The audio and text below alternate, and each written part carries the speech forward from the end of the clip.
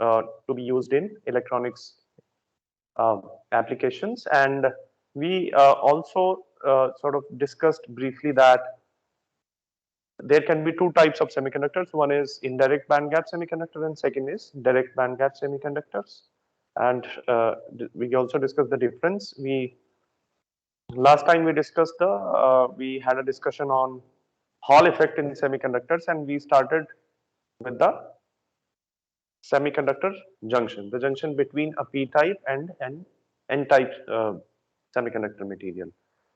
So as I told you in the last class as well, that this is motivated by the semiconductor junction is motivated by a vacuum tube diode like this.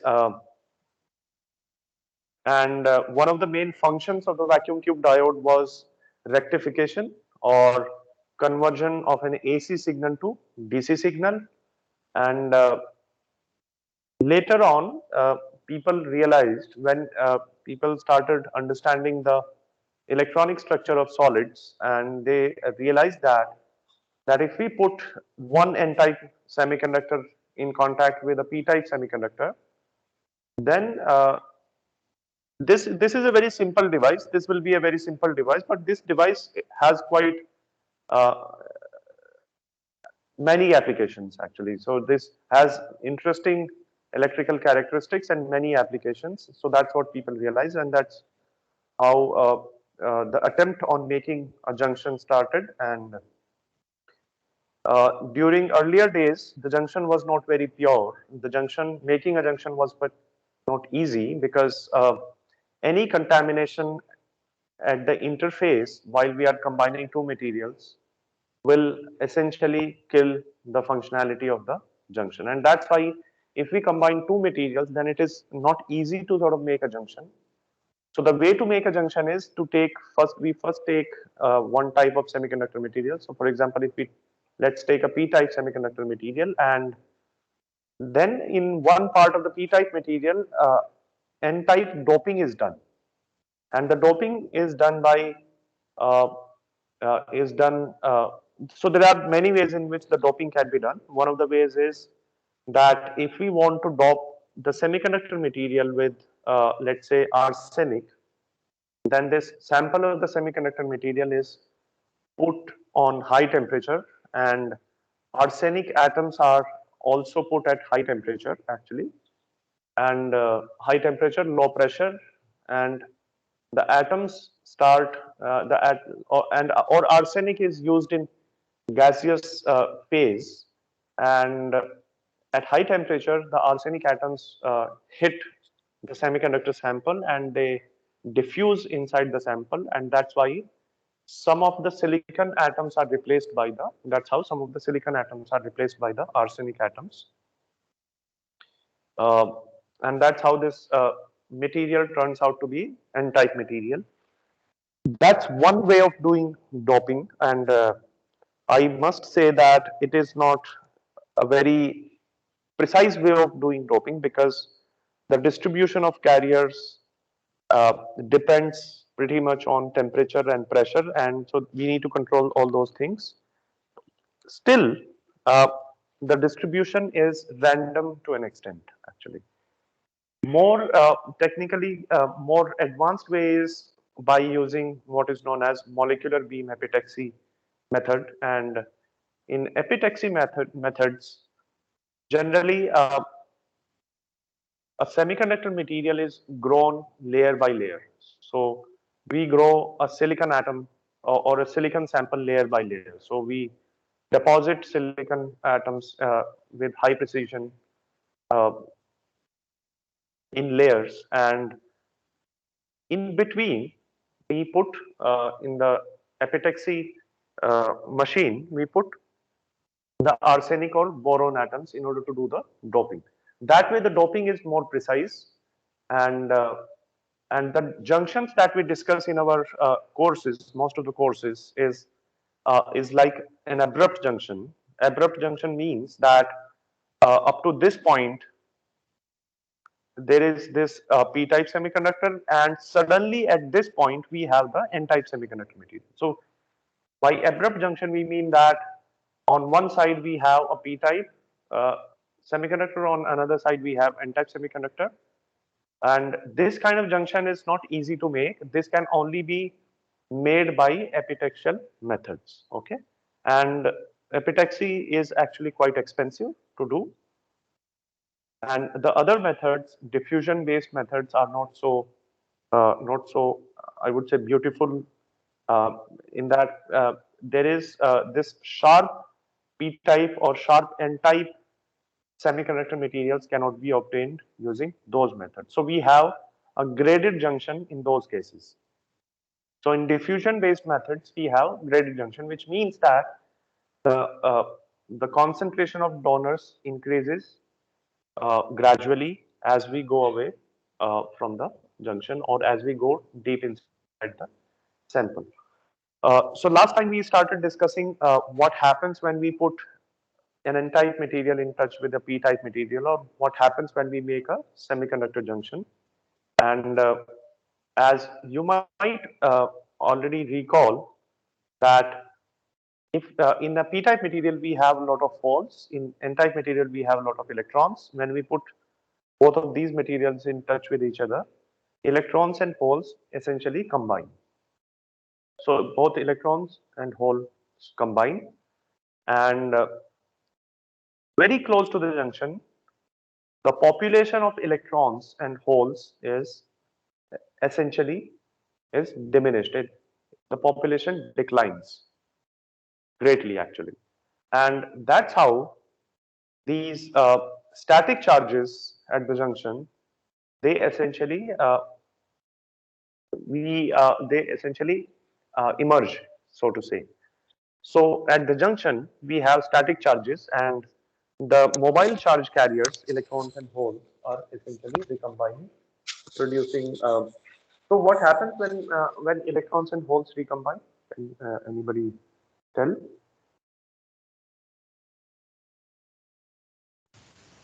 They release Energy is the The emitted. photon is The released. energy is released. Energy is released, and yeah, so that's where this the role of direct and indirect band gap semiconductor actually comes in.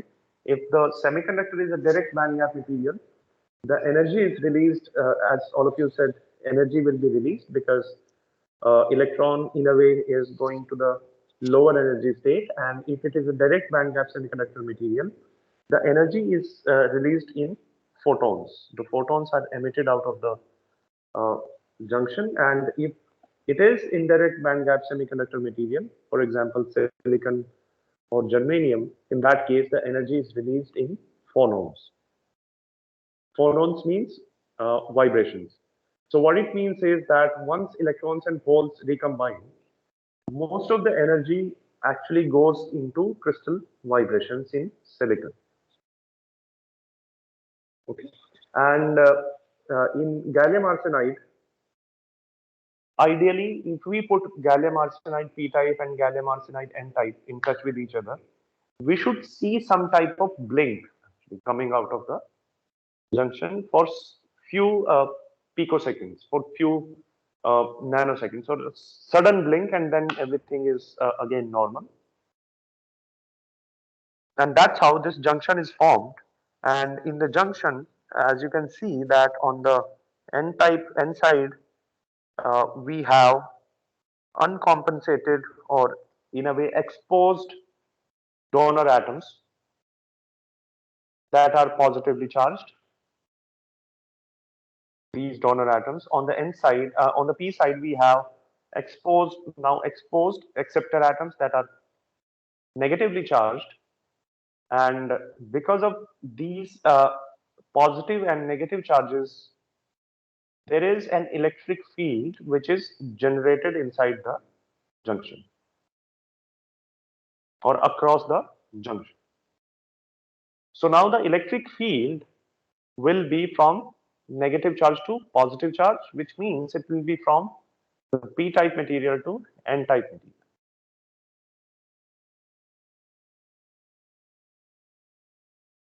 Okay.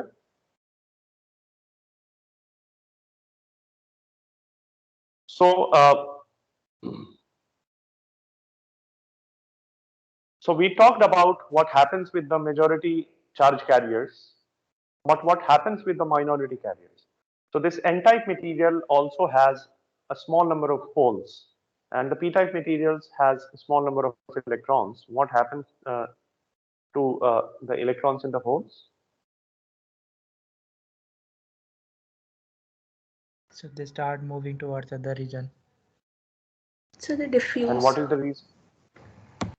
Yes, what is the reason? So So first of because all, how do they? Yeah. due to So the they, effect of electric field generated in depletion region. so they move from higher Okay. concentration to lower concentration. Okay, but the problem is that that the minority carriers, for example, in N-type material, a small number of holes is there. On the P-type material side, there is a large number of holes.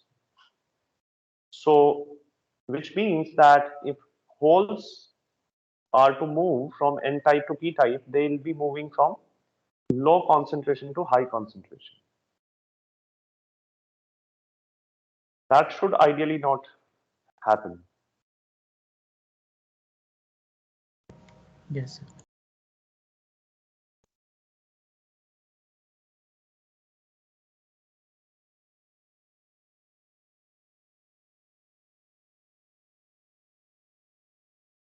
So it means that that the minority carriers will not diffuse essentially.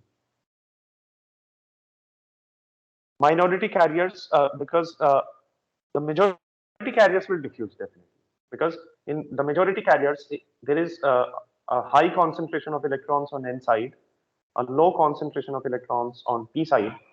So naturally there will be diffusion from high concentration to the low concentration, and similarly for holes from P side to N side.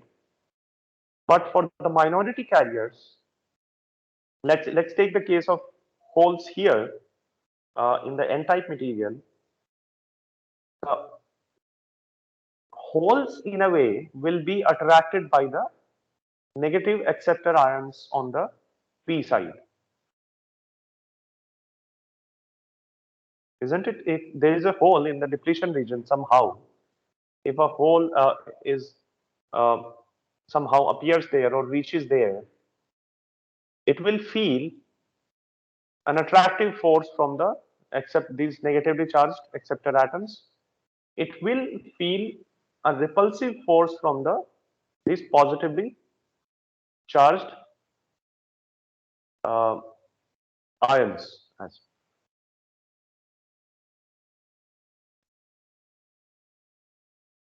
Right or wrong? Yes, sir. Yes, sir. And similarly, this the electrons in the p side, they will be attracted by the positive donor atoms. Okay, and they will be repulsed by the negative uh, acceptor atoms, uncompensated acceptor atoms. And the electric field lines will be from the positive to negative charge. I'm sorry, I said otherwise that electric field lines will be from negative to positive, but electric field lines start from a positive charge and they end on the negative charge. So that this region, this junction region will have an electric field lines going from the N side to the P side. So in this electric field, if there is a positive charge, the force on the positive charge will be in the direction of the electric field, and the force on the negative charge will be in the direction opposite to the electric field. Okay, so the electrons will be pushed opposite to the electric fields, which means that they will be pushed from P type to N type side, and holes will be pushed to the P side from the N side because the electric field direction is that way. And this is known as the drift of carriers. So the movement of carriers under electric field is known as drift. Okay. and the movement of charge carriers because of concentration gradient is known as diffusion. So will the direction of electric field same in the region, like if we are not seeing at the depletion region and seeing somewhere else, then will the direction be reverse? Somewhere else means So like in inside depletion, so like in depletion region, direction of electric field is from right to left. But in the, yes. if we see in the center of the n-type region, then direction should be from left to right. And similarly in same will be the direction in p-type, that is from left to right. Center of the N region. Yes, sir. It means that you are considering that there are positive charges on this end and nothing here. Yes. That's how. Yes, sir. So net effect should be of positive charge, and so electric field is in opposite direction. Yeah, you are right about it. So if we just look at one type semiconductor. So for example, if we have a look at N-type semiconductor, in this we are essentially moving from a region of positive charge to a charge neutral region. Okay. So far away from the junction, this material will be charge neutral, and in that case, the electric field line will be uh, from this side to this side, left to right. Yes, sir. And sir, what is Similar, the driving force behind diffusion? yeah. So the driving force behind diffusion is actually diffusion is quite fundamental in nature. In a way, it is the random motion of charge carrier. It is the thermal energy of the charge carriers, or any gas as well. Okay, because if we have two kind of gases, and if we combine the two cylinders with each other, generally what we observe is we observe that one gas will mix with the other gas. It will go from its place to other place, and second will mix with the first one, and ultimately we will have a uniform distribution of gases. So it is the same thing that is happening here, and the driving force behind that is the thermal motion of carriers. Or thermal means at room temperature or at non-zero temperatures, electrons have random motion, or any particle has random motion because of the thermal energy, and that essentially drives it in every possible direction. So ultimately what happens is that its concentration becomes uniform in time, which means that the particles move from high concentration to low concentration, so that it becomes uniform eventually. So it is the same thing that is happening here. Okay, sir. So can you Okay. please explain again the part where you said from the positive to the neutral region, the electric field is there. Yeah, so here, so if we look at just at the junction region, on one Yes. side of junction there is negative charge, and on other side there is positive charge. Okay, so the electric field at the junction at this point will be from the uh, positive to the negative charge, from right Yes. to left in this case. But if we just have a look at the n-type region, just this region, in this region we have a positive charge on the left end, and on the right side we have a charge neutral region in a way. So the electric field will be from left to right in the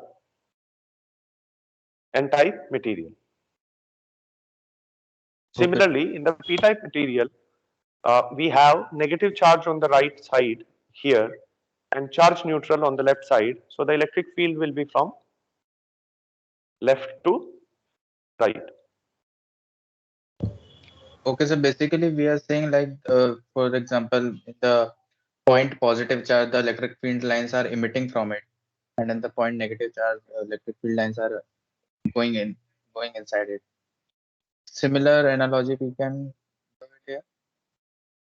Because sir, Sorry, can you repeat your analogy, please? basically I'm saying because here only positive charge, yeah, only negative charge is there because the other charge is neutral. So how can we explain the what will be the direction of the electric field line? So it will be considered like in the point positive charge, the electric field lines are emitting, and the point negative charge, the electric field lines are going inside it. So it's Exactly, similar. exactly that way.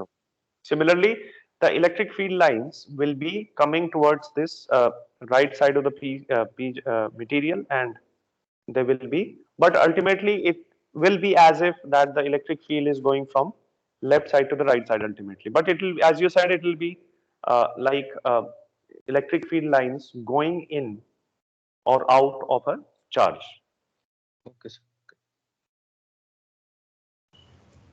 Yeah, it's Sir, actually quite interesting. This, yeah, sir, yeah, on the please. end, sir, on the end side, if the electric field is towards right, then how will the minority carriers, that is the holes, move towards left? Yeah, that's an interesting observation because if on this side here the electric field is towards right, so it means that the holes here in the charge neutral region will not move towards the uh, p side, towards this side. That's actually quite an important point. And essentially the minority charge carriers only in the depletion region, only in this particular region, will move towards the left side. And similarly here, only electrons in the depletion region will move towards the right side. And electrons here will not move towards the right side. So we cannot say that all the minority carriers of n-type or p-type materials are going to the other side. That's not the case. Only minority carriers inside the this depletion region are moving to the opposite side. And there is a small catch here. Actually, there is a small detail I would say that apart from the minority carriers in the junction, minority carriers very close to the junction, for example, here, quite close to the junction, they will also have a finite probability of moving towards this side. So, for example, if lambda is the mean free path of charge carriers, and if a hole is here, quite close to the junction, sorry, quite close to the depletion region, less than lambda distance. So it might have a random motion inside the junction. So generally the minority carriers inside the junction and up to a length lambda has propensity to move to the opposite side, to the other side. Okay, sir. So the depletion layer is devoid of the minority carriers or it has few of them? Um, so in semiconductor materials, this generation of minority and majority carriers or EHP generation, this happens continuously. Actually, at room temperature, what happens is that this generation recombination process is happening continuously in a way because of the thermal energy of the system, and some carriers are recombining, some are getting generated. So as soon as a minority carrier is generated inside the depletion region, it is swept to the other side essentially.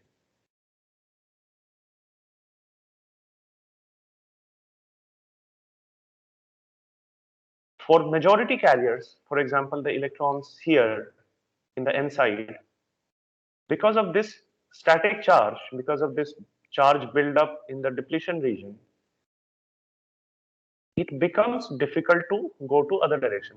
Although the electrons here would like to go to the p side because they would try to go to the low concentration side. But what happens is that if an electron here is trying to go to this side, it will be repelled by the negative charges on the p side, and it will be attracted by the positive charges on the n side. So that way, there is a sort of barrier for the majority charge carriers that is created because of the static charges.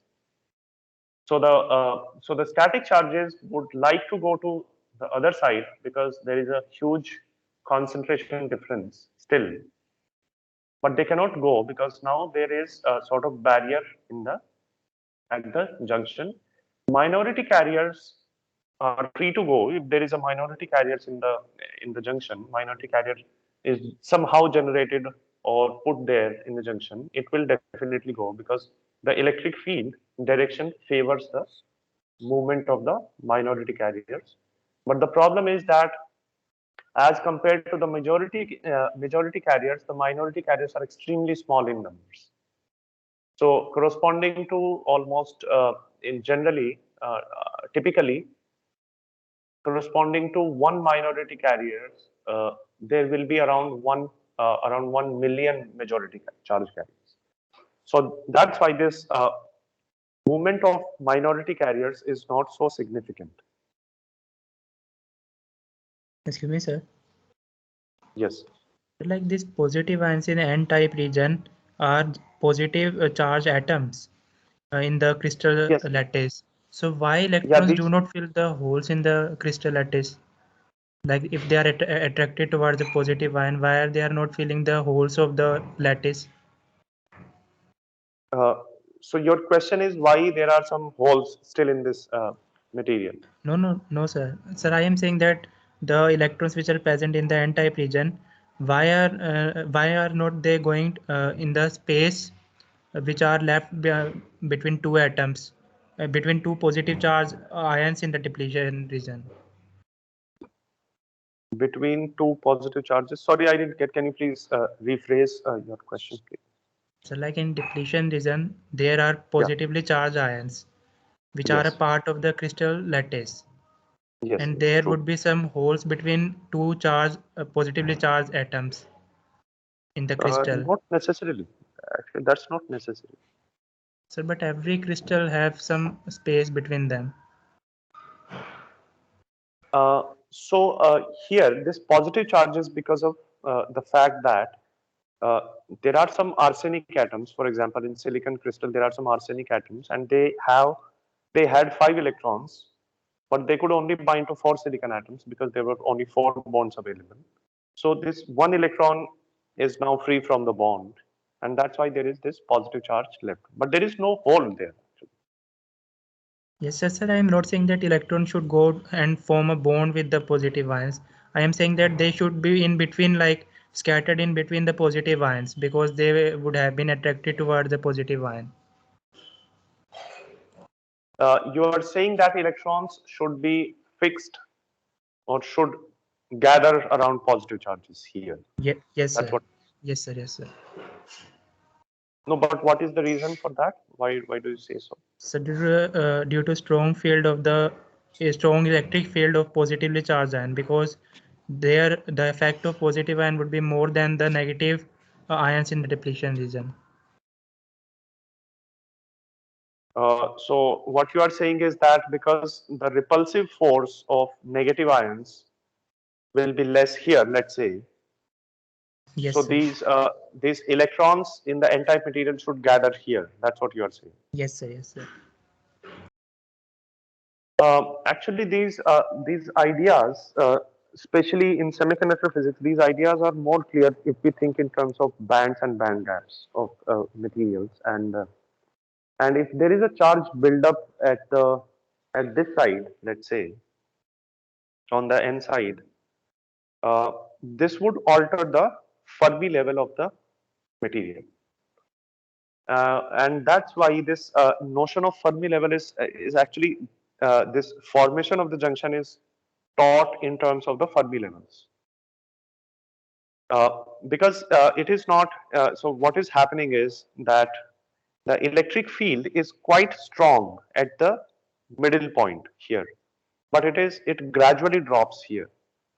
So Yes. even at this point,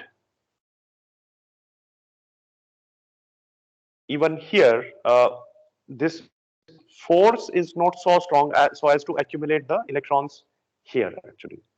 So electric field is not, so what I'm saying is electric field is not changing linearly, exactly linearly in the system, or it is not constant in the system. It is a variable electric field. And in equilibrium, when everybody is settled, in that case, still some diffusion is happening. So what you are saying is still that is happening, but that is getting exactly balanced by the drift of the carriers. So so still some electrons are coming here, and there some electrons are able to cross the barriers as well. But that is exactly same as the number of electrons coming from the p side in the form of minority carriers. And so that's why this so we have in equilibrium we have both majority and minority currents in the system, and all these four processes are actually happening simultaneously. So in this figure, as you can see, that from the p side, hole diffusion is happening because there is a large concentration of holes on the p side. From n side, hole drift is happening because of the electric field in the junction. From n side, electron diffusion is happening because there is large concentration of electrons on the n side. And from p side, electron drift is happening. And in equilibrium, everything is getting countered by the opposite process. So if there is a electron buildup here, uh, or electron somehow is able to cross the barrier, exactly the same number of electrons are coming to this side. So if we do the maths of this detailed electrostatics of this, then we see that there is no net minority carrier, mobile charge carrier buildup is not there in this system. And these Okay. four processes balance each other. Although your question is good, and I would like to discuss this in terms of bands and band gaps so that we can see exactly how the number of electrons and holes would change in the system. And if we draw the bands and band gaps, there is a small buildup that we can see as well, as you pointed out. But this is not as huge as you are indicating, actually. Okay. Okay, sir. So because of these in fact, what happens is this electric field, because of these static carriers, uh, this does not go long way into this material. Actually, this diminishes very quickly here. This electric field diminishes very quickly here, and that is because the electrons, many electrons are there, and they are exactly sort of balancing this uh, these positive charges here, like the capacitor plate. Similarly here. But this is not a huge buildup. Please keep in mind, because the number of dopants is uh, that are exposed. Yeah, it depends on the number of dopants that are exposed. Okay, sir. Ultimately what we have here in this system is, so if you need to sort of keep a summary of things in mind, there are three type of carriers in this system. One is the static charges. Three type of charges are there: static charges, and majority charge carriers, and minority charge carriers. So static charges are creating uh, sort of at the junction, they are creating an electric field, and they are creating a junction potential as a consequence of that. Minority carriers are drifting in this electric field. Majority carriers are trying to diffuse through the material because of the concentration gradient.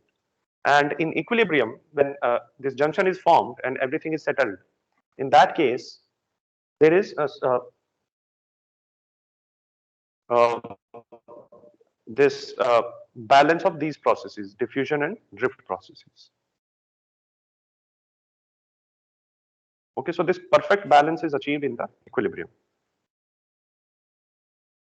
And there is this classical question that comes up in diode physics, actually. And I would leave this question to you to think on, uh, to think about this question. So there is a voltage at the junction because of the negative and positive charge carriers. And the mobile charge carriers cannot stay in this region because if there is a mobile charge carrier, it will either cross the barrier, go to the other side, or it will be drifted to the other side. So generally this region is devoid of the mobile charge carriers. This does not contain mobile charge carriers, electrons or holes. And that's why this name is there. Depletion means that it is depleted of the mobile charge carriers. It does not contain the mobile charge carriers, and that's why this name is there.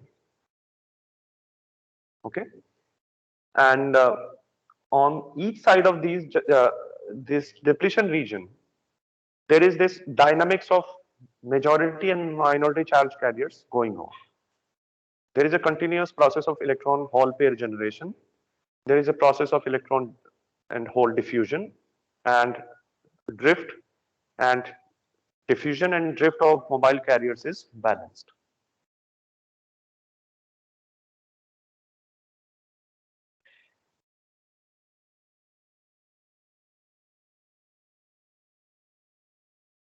Okay. So this is what is happening in a semiconductor junction. And please keep in mind, we did not do much actually. Theoretically, what we did is we just put one type of semiconductor material in touch with another type of semiconductor material. So we did not in theory, we did not do we did not make a complicated device. We just put two kind of semiconductor materials in touch with each other. And this gives rise to an interesting kind of device physics, where static charges, mobile charge carriers, concentration gradient of charge carriers is happening in this way. And there is a built-in voltage at the junction. This voltage is essentially driving the minority charge carriers from one side to the other side. Now, this question comes up quite frequently in diode physics, and that is, uh, if we have not applied any external voltage to this circuitry, to this diode, can we measure this built-in electric field, or can we measure the junction potential from the outside of the junction? Anybody has any thoughts on this? Can we measure the built-in voltage of a PN junction using, let's say, using a voltmeter or any other device?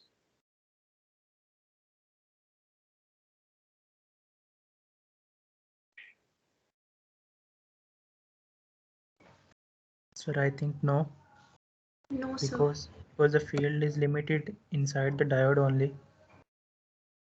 By applying external electric field and then measuring at when the current starts flowing. Sorry, can you? Your voice was not clear. Yeah, your answer is right. That the answer is no. But why no? That we need to see.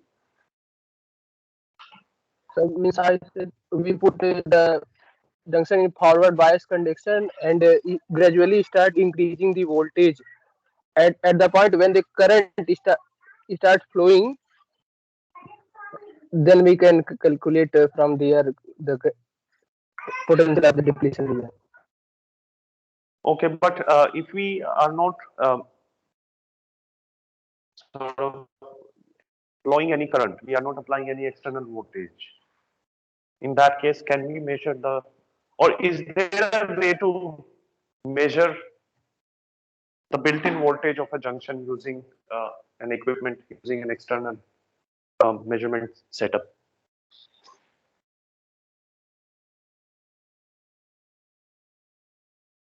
The answer is no. Yeah, that's right. But why no?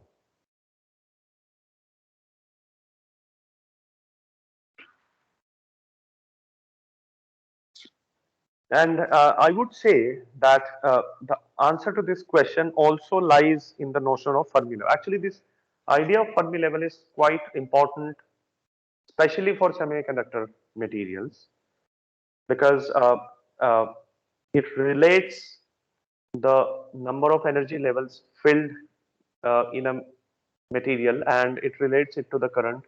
So it actually relates the internal atomic structure and electronic concentration to the outer variables, to the applied voltage or other condition, temperature, etc.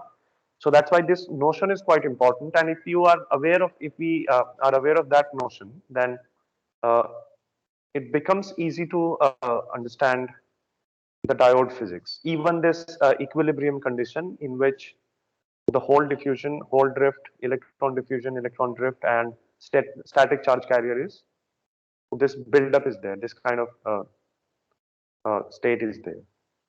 So that answer is the answer to the question that I asked. That is also, uh, I would say, easily understandable if we understand the idea of Fermi level. But take it as a small exercise, and in the next class, maybe you can come up with answers. You can search or you can think about it. Why can't we measure the voltage across an equilibrium junction? Across the junction when it is in equilibrium, no external voltage is applied. Why can't we measure the built-in potential of the junction? One of you said that because the net electric field is zero. That's what you said? I guess one of you said that. Yes, sir. Yeah, can you elaborate a little bit more on that? So because the voltage which is the potential barrier which is rising is because of the electric field generated in the depletion region, which is only present in the depletion region itself. So that's why we cannot measure the voltage like if we are using a voltmeter across the junction, across the terminals of the diode, we cannot measure that voltage. Yeah, why is that the case? You are right in your line of thought, but a bit more explanation is needed, I guess. So if you, for example, try to measure the voltage, what do you need to measure the voltage across any device or any conductor? So you are asking about device or like any theory type? Anything. If we have a piece of resistor, let's say, if we have any conductor, how do we measure voltage across the conductor? Sir, for voltage we can use voltmeter, but if we are required to find exact voltage, we can use potentiometer also. And what does that mean? Voltmeter or potentiometer? So we are measuring the difference in the potential energy at those points. Potential energy of electrons, essentially. Yes, sir. Yes, sir. Yes, yeah. So I'll let you think more on the in the similar line, and maybe we can have uh, more discussion on this in the Sir, next is it class. because the diffusion current and drift current cancel out each other Yes, inside? yeah, yeah. So yeah, you're right, but uh, Sir, actually, we need a current to measure the potential difference, and here at equilibrium, we have the diffusion current equal to the drift current. So, we'll not be able to measure the potential difference. Sir, but in potentiometer there is no need of current. exactly. In voltmeter, generally we need current in the circuitry to measure the voltage. Yeah. So so just you are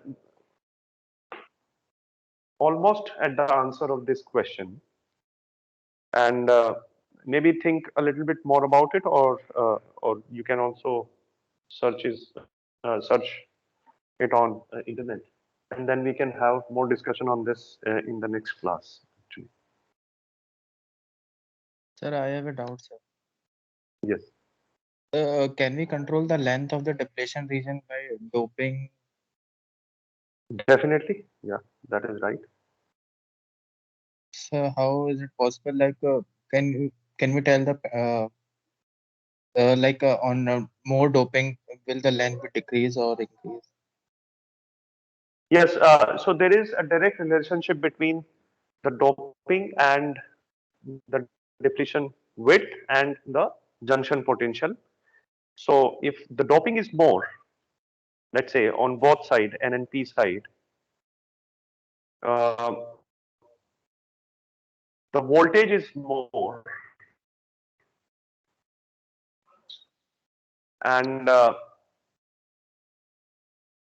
Sir, I know the junction. if the if the length of the depletion region is more, then the voltage across the depletion region will be more.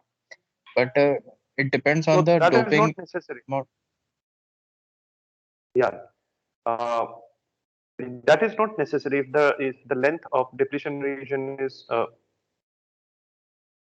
more, the voltage may not be more because the electric field may be uh, less. Sir, the voltage across the okay, sir. Okay, okay. Yes. Because voltage is essentially electric field divided by Yeah. length. Yes, sir. Yes, sir. So generally what happens is there is a small small relationship, qualitative relationship. Maybe in the next class I'll bring the exact formula for this.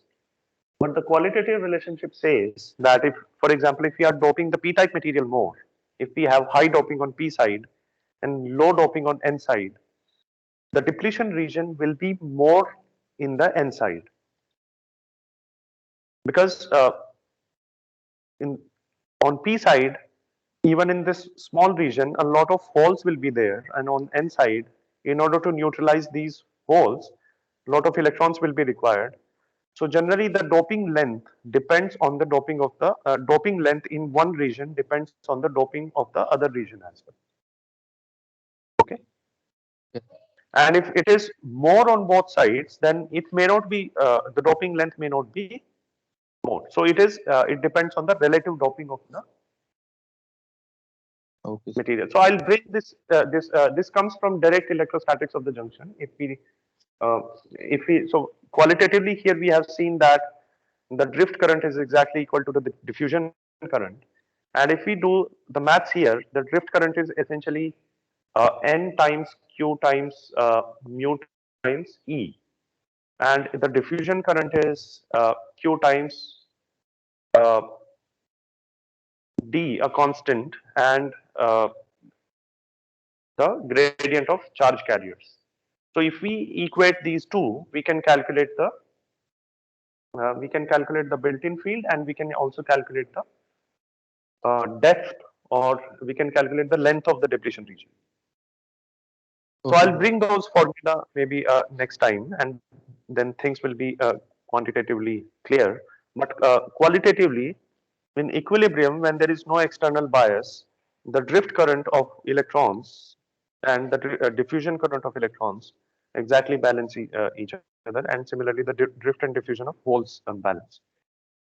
Drift is related to the minority carriers and diffusion is related to the majority carriers. The depletion is related to the static charge carriers. Okay, so there are these key things that we need to keep in mind while we uh, sort of deal with the any kind of semiconductor junction. So this when there is no external voltage applied, no bias condition, it means equilibrium, and in this case there is a depletion region, and the drift current exactly balances the diffusion current. If we apply a positive voltage on the P terminal and negative voltage on N terminal, this situation is known as forward bias, and in this case what happens is that a positive voltage here, it will attract more electrons to this side, so more electrons will start coming from the inside to this side, and a negative voltage on N side will attract more holes, so it will essentially promote the diffusion component of the current. So in forward bias, the diffusion current will increase and the depletion region will shrink, because now electrons would be able to cover some of these static charges here, and there will be a net current in the diode in the direction of the majority current, in the direction of the diffusion current. When reverse happens, reverse means negative voltage is applied on the P terminal and positive voltage is applied on the N terminal. In that case, a positive voltage here essentially means that it will repel holes and attract electrons. So it will block the diffusion component of current, and it will in a way support the drift component. Or drift component actually doesn't change much, because the minority carriers are anyway very small in number as compared to the majority carriers. So this current does not alter much even if we apply high voltages. So in this case what happens is that the diffusion current diminishes and only the drift current remains, and that becomes the reverse current or the reverse bias current. And the depletion region in this case increases because now it is a positive voltage here is attracting electrons towards this terminal, so it is exposing more donor atoms in the junction, and similarly here the acceptor atoms. Is it sort of clear? No? This is a qualitative description of the current in all these three cases in the diode. Sir, the depletion layer length is increasing because the electrons are being removed from the atoms. The depletion region, electrons are being removed. Yeah, so qualitatively we can think that it is trying to pull the electrons, but what actually happens is that this barrier is increasing because if we apply, for example, a positive voltage on one side, the potential energy of the electrons will go down, because the potential energy is Q times V, and Q is negative in the case of electrons. So the potential energy will reduce, and that's why this barrier will increase and more donor atoms will be exposed. So qualitatively what you are saying is right, that more electrons uh, will be taken away from the atoms by the battery. Okay, sir.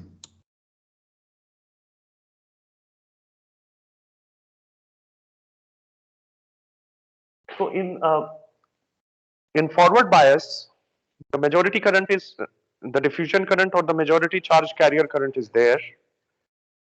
In reverse bias, majority current is almost totally blocked, because even a small increase in the barrier will block the diffusion, and this minority carrier current stays.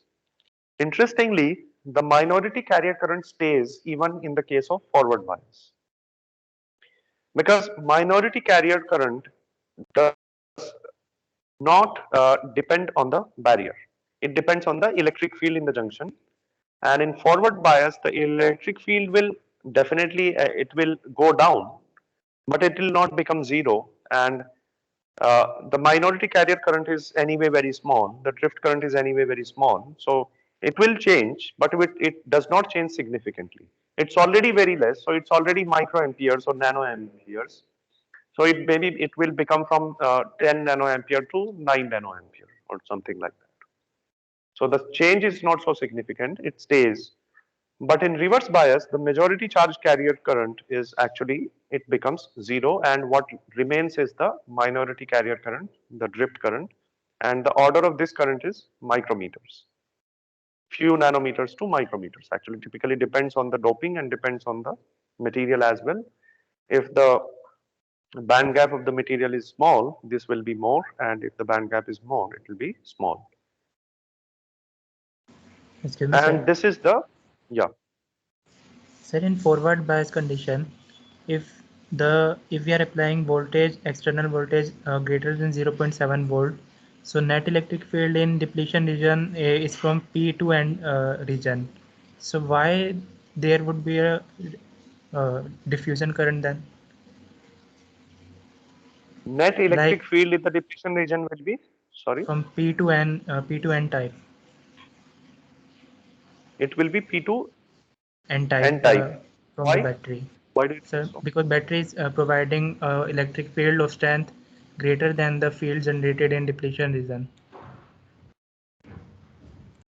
Okay. So you are saying that that what if we apply more voltage than the built-in voltage of the junction? Yes, sir. That's what you are implying. Yeah. That's also a good question actually. So whatever voltage that we apply across the junction, especially in forward bias, all that does not actually come here.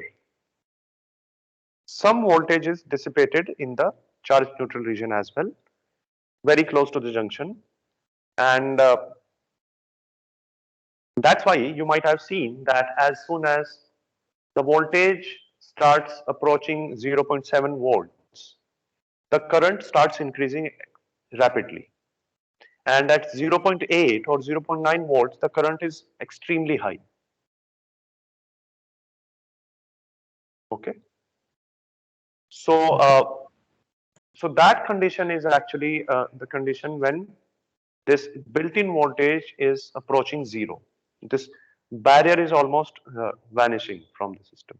So there is huge amount of current in this system, and around this time we cannot apply any more voltage actually, because if we apply any more voltage, it will not dissipate here, it will not dissipate across the depletion region, it will actually dissipate in the charge neutral regions in the kinetic energy of the charge carrier, because there is already extremely high current, and uh, the voltage drop will happen throughout the device. Actually, it will become a conductor, like a conductor. And in a conductor, the voltage drop is across the entire device.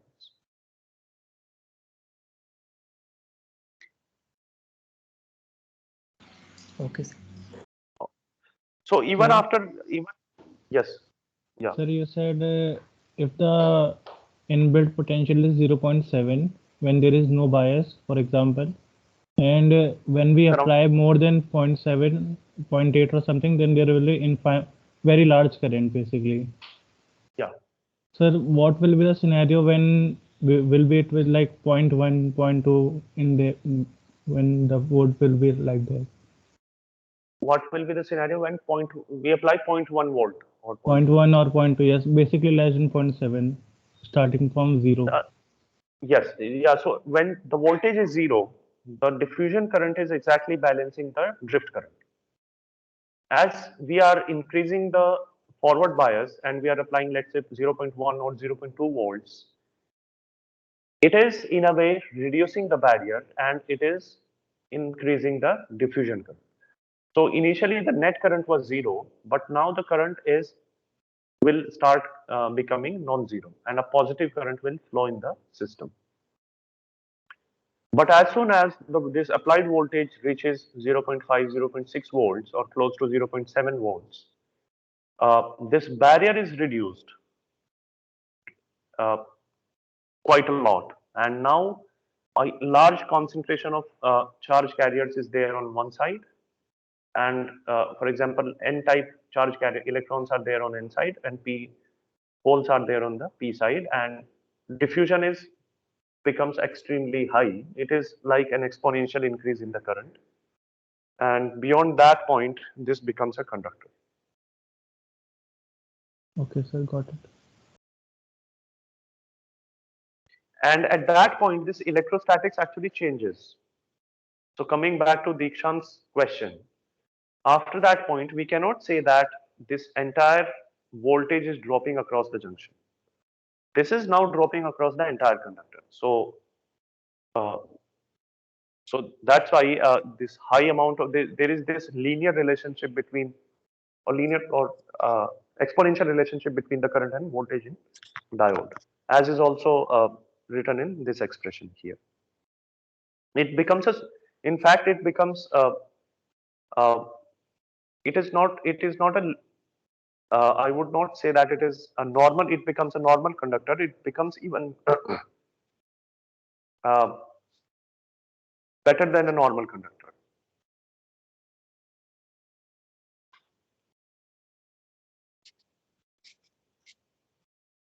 Because on applying a small voltage, huge amount of current is now flowing through the junction. So the electrostatics change, and we cannot say that the voltage is dropping just at the junction. In reverse bias, however,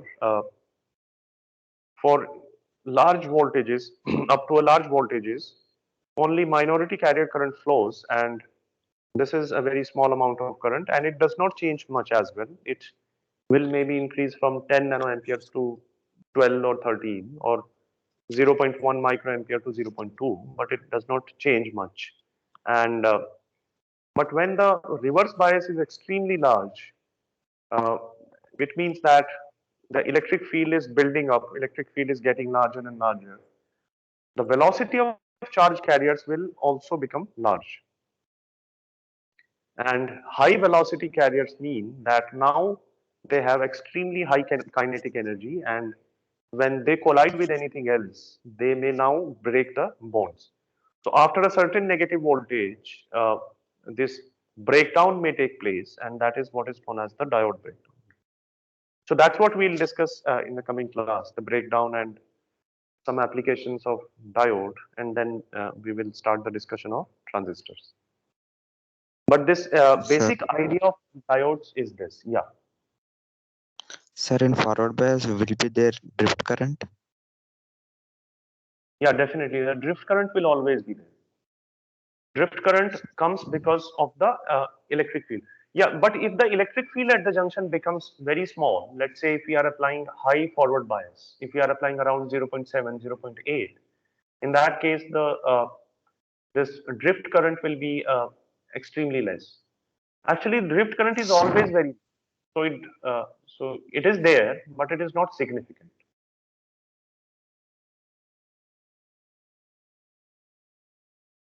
Sir, firstly, drift current and diffusion current manages each other, na, sir.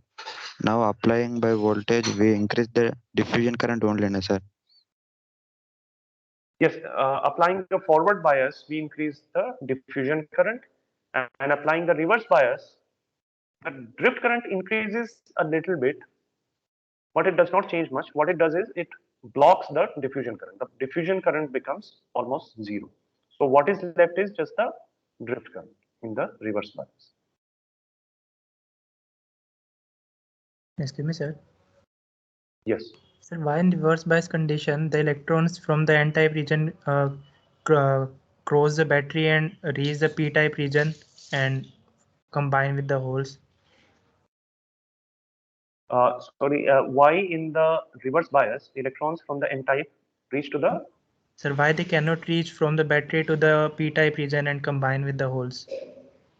Like why we are only considering the minority charge carriers are flowing? Why we are not saying that the electrons can cross the battery and then reach the opposite uh, p-side region and combine with the hole? So in reverse bias, the positive terminal is connected to the n side, and Yes, sir. negative terminal is connected to the p side, right? And uh, so you are saying that why electrons are not going from p side to the n side via battery? That's what you are saying. So why n side to the p side? Why are Sir, not in they reverse, going from n side to? so like in reverse bias, positive part side of the terminal of the battery is connected to n side. So why are Yes. not electrons coming from the n side and through battery reaching to the p side and combining with the hole? No. So they are doing that actually. So in reverse bias, this minority carrier current is flowing. Minority carrier means that uh, the electrons from P to N and holes from N to P are going. So electrons from these electrons that are flowing, they are actually going through the battery in the external circuit, and that's how uh, this current is being supported. So what you are saying is actually right. It's already happening in the Sir, external circuitry. It is already happening. but we are considering electrons in the from the p-type region. Why are not we considering electron from the n-type region? We are considering electrons from the p-type region to. So like you are saying that electron from the p-type region are crossing the depletion region, Yes. reaching the n-type, and then through battery again reaching to diode. But we are not considering Yes. electrons from the n-type region itself. Okay, so what you are saying is why electrons from the n-type region are not going through the battery and going to the p side. That's what you Yes, are saying. sir. Yes, sir.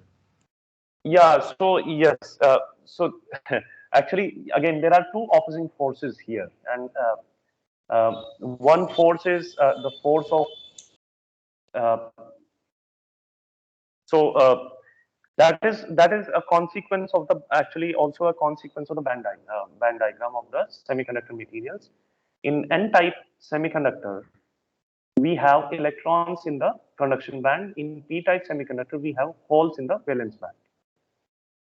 Okay, so these electrons from the conduction band, they are trying to go to the p side. They are trying to inside the device across the depletion region. They are trying to go to the p side uh, conduction band.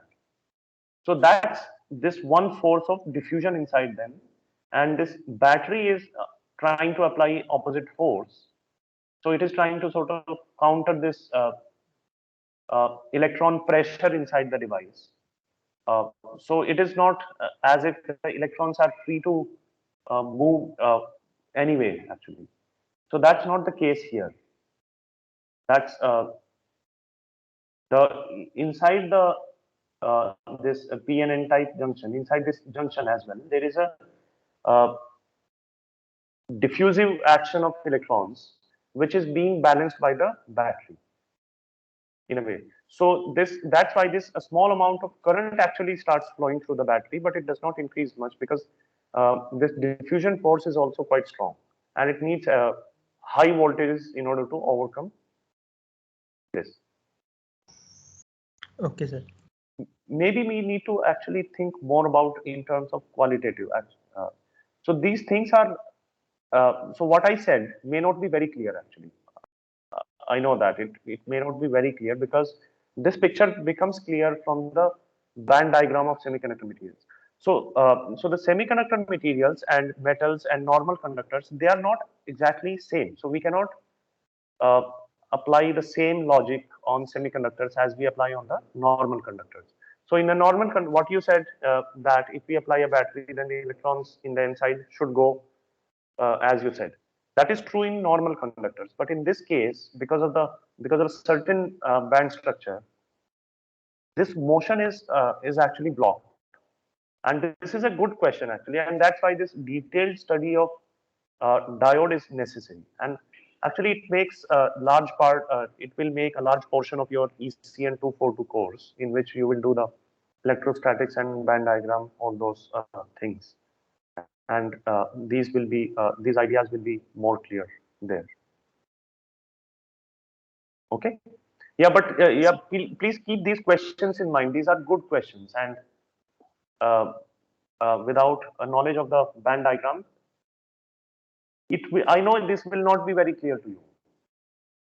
Although I may say, I may explain this, but so what I said is this diffusive pressure that is there is not very, will not be very clear to you until you understand the band diagram. Okay. So either wait for 242, or maybe we can have separate discussion on this one-to-one or something like that. Okay. Okay, sir. If you have separate discussion on this, or with anybody who is interested in at this moment.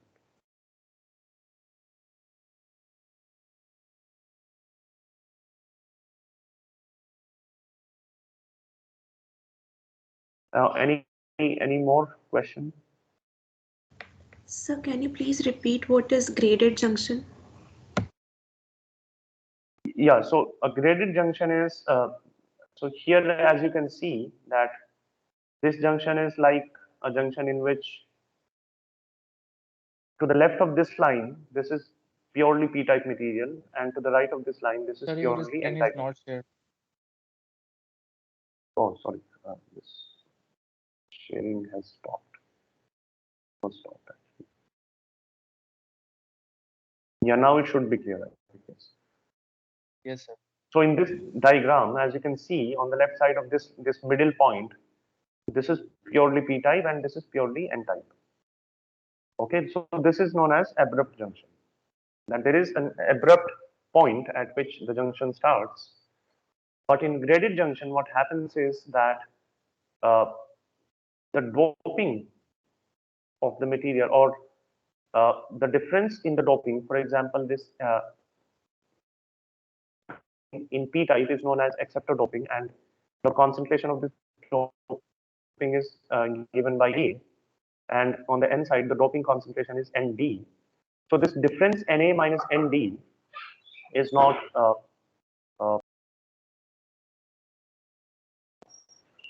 so this difference Na minus Nd is not a step junction. It's it's a linear plot, which means that at the junction both Na is equal to Nd. On the left side, Na starts increasing slightly. On the right side, Nd starts increasing slightly. Okay, so this doping is not abrupt in that sense. It is gradually becoming a p-type material away from the junction, and it is gradually becoming more n-type material away from the junction. Okay, sir. And this is actually a practical diode that you might manufacture if you make it a diode at the lab here. Because the epitaxy-based diode fabrication is not available here, only epitaxy-based manufacturing can give us a diode which is close to the abrupt junctions.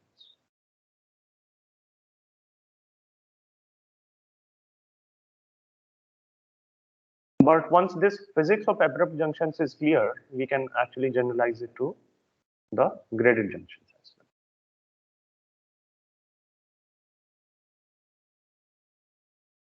Otherwise, it becomes extremely difficult actually to understand directly the graded junctions. Non-linearities, many non-linearities come into the picture. Okay, any more questions?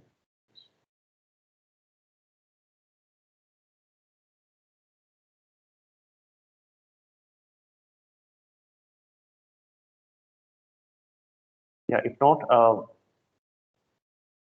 maybe we can close, and we need to have this extra class to compensate the class on last Friday. So I'll inform you about that as well in the meantime. Okay, thank you all. See you soon. Thank you, sir. Thank you, sir. Thank you, Thank sir. you, sir. Thank you, sir.